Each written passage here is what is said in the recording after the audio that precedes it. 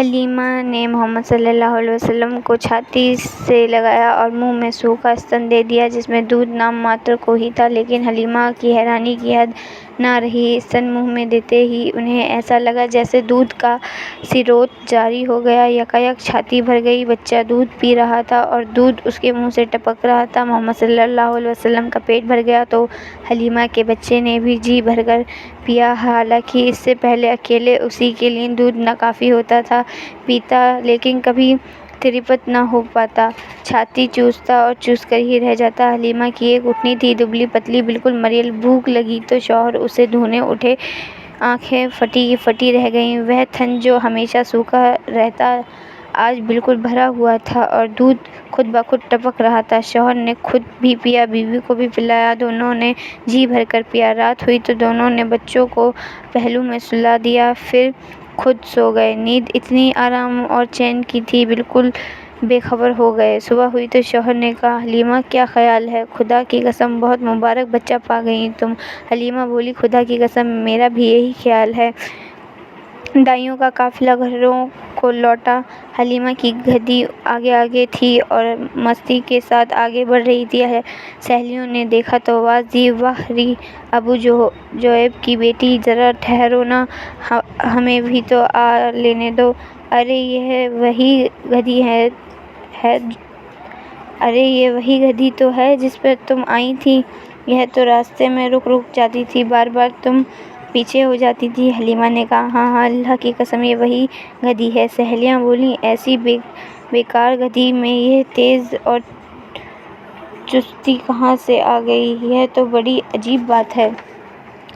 اب حلیمہ کے یہاں برکتوں کی بارش ہونے لگی، ہر چیز میں برکت نظر آنے لگی۔ جانور موٹے ہو گئے، دودھ سے تھن پھول گئے، ہر طرف برکت ہی برکت تھی۔ دھیرے دھیرے 2 سال بیت گئے۔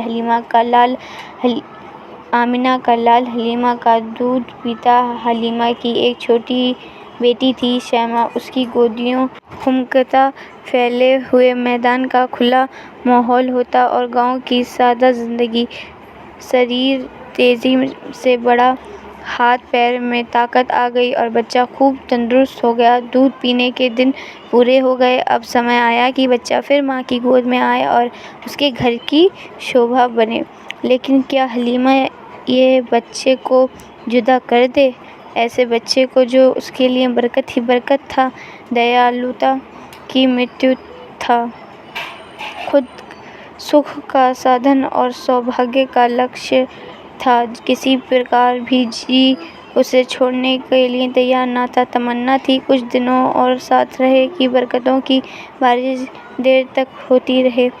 حلیمہ بچے کو لے کر ماں کے گھر کی اور چلی، لیکن ارادہ تھا کہ ان سے گزارش کرے گی بچے کو کچھ دن اور ساتھ رہنے کی اجازت دے دے۔ وہ آمنہ کے پاس آئیں، بولی، مجھے ڈر ہے اگر محمد ابھی بھی مکہ میں رہ گئے تو کہیں یہاں کی آب و ہوا میں کوئی نقصان نہ پہنچ جائے، کیوں نہ آپ کچھ دن اور ہمارے یہاں رہنے دیں، تنیک اور بڑا ہو گیا تو آ جائے گا۔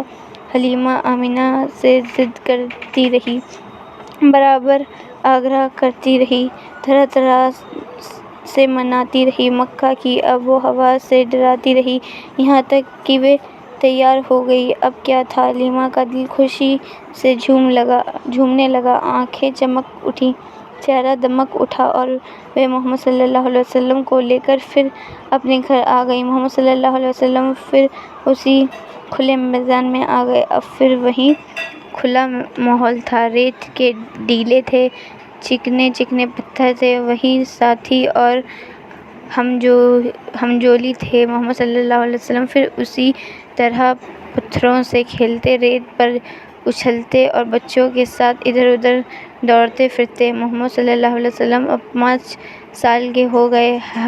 حلیمہ سے جدائی کی گھڑی پھر آ پہنچی۔ محمد صلی اللہ علیہ وسلم حلیمہ کو بے حد پیار تھا، وہ سچ مچ اس کی آنکھوں کی ٹھنڈک تھے، ان کے دل کا چین تھے۔ محمد صلی اللہ علیہ وسلم کو بھی حلیمہ سے بڑا لگاؤ تھا۔ نبی بننے کے بعد بھی جب وہ آپ کے پاس آئے تو آپ میری ماں کہہ کر لپٹ گئے۔ حلیمہ کے لیے محمد صلی اللہ علیہ وسلم کی جدائی دل دہلانے والی تھی، لیکن کرتی بھی کیا کہ اب گھر پہنچنا ضروری تھا اور زیادہ روکنا ممکن نہ تھا۔